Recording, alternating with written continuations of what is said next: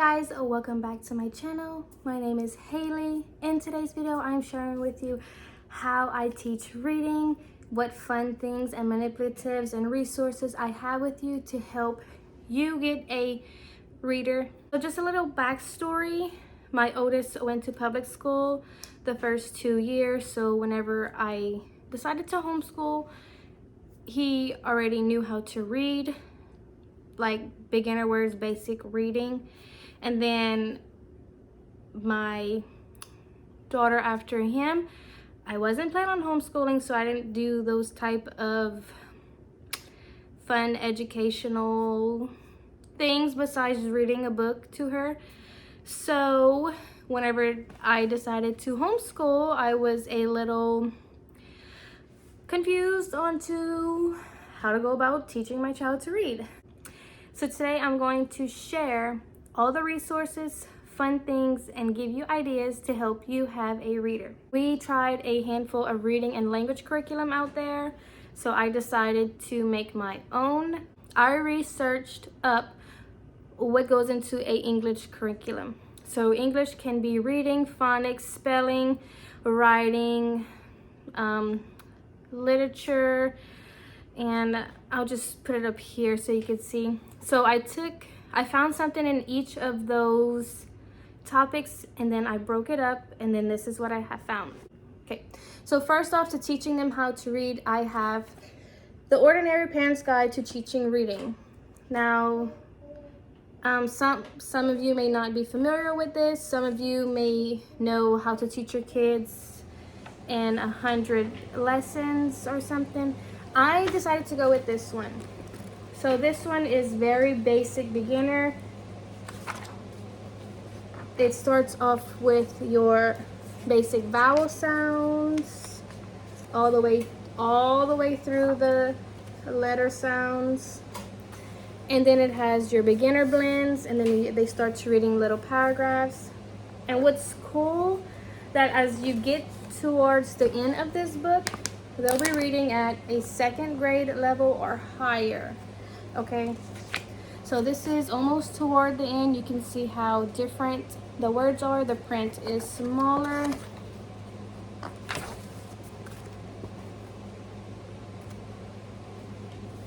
So these are very big words. We're not there yet, which is okay. We're sort of kind of still in the middle. Along with phonics and reading, we get the booster books from The Good and the Beautiful. Last year she did A, she is doing B, next year she'll do C. We don't do the language curriculum. We are just doing the booster books and the phonics cards with their books, booster B books, and then they have box B books, and then box A books. Next year we'll get box C books, and that's what we can do. So what I have here is, I think these are the old box B. Whenever they were going on sale out of stock, I think I purchased those instead of the other ones, which is okay. But we got the correlated books to go with the booster books. So my next tip to help you have a better reader is get books that are correlated with their grade level. Now, I love purchasing books from The Good and the Beautiful. That's where I go first for books. That way it is challenging enough for them to read easy words, but also have a handful or less of harder words. So get books that are correlated with their grade level. The most thing we use this year is these wooden letters. Vowels are blue, and then consonants are red. We use these to see words when we're doing the reading book.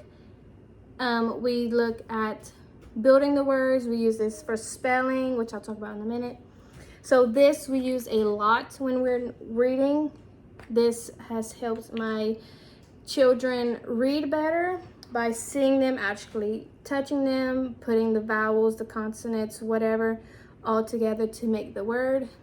Next up, we have a Yodel player. We have little cards that stick in here at the top, and it'll read a card for you, and whenever you take the card out, it'll stop, and whenever you put that same card in, it will pick up where it left off.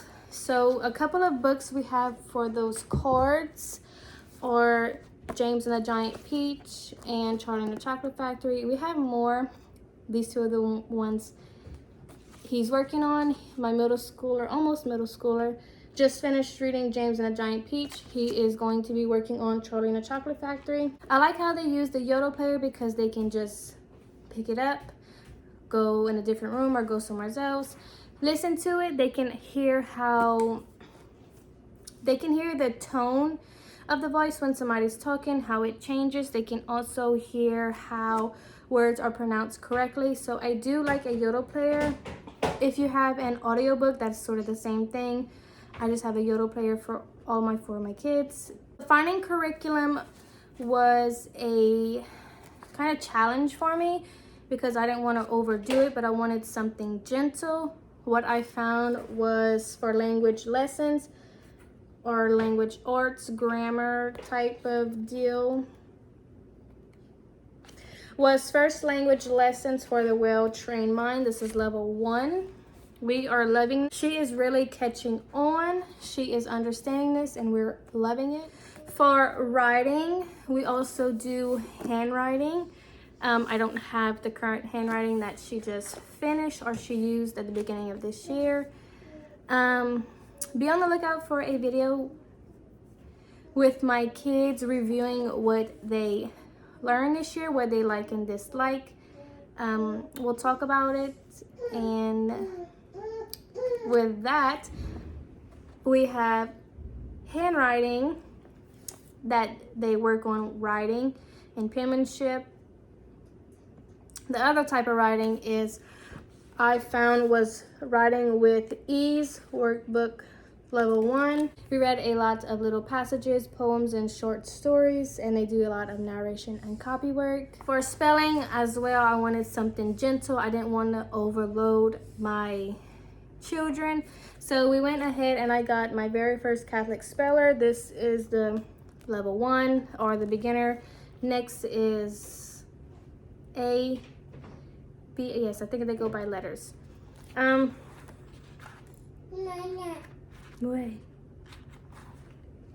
So what I have them do with spelling, I have them do it 4 or 5 days a week. They have their beginner, they have their word list.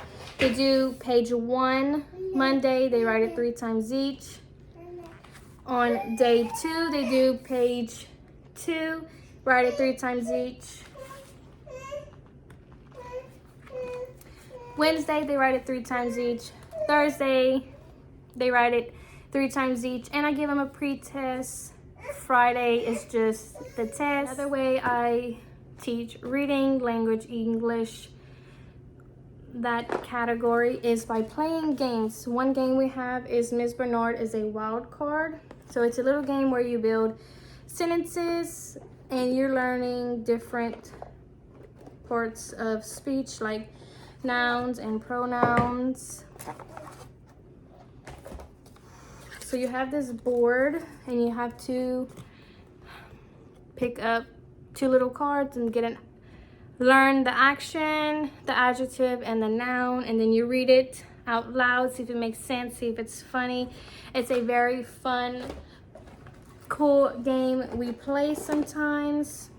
So I hope this video gave you an idea of how to choose your own reading curriculum, how to teach your child to read. I hope you found this video encouraging. Don't give up, just keep trying. It's okay if you start later than others. It's okay if you start before others. Go ahead and give this video a thumbs up. Don't forget to subscribe to my channel for more content like this. Bye guys.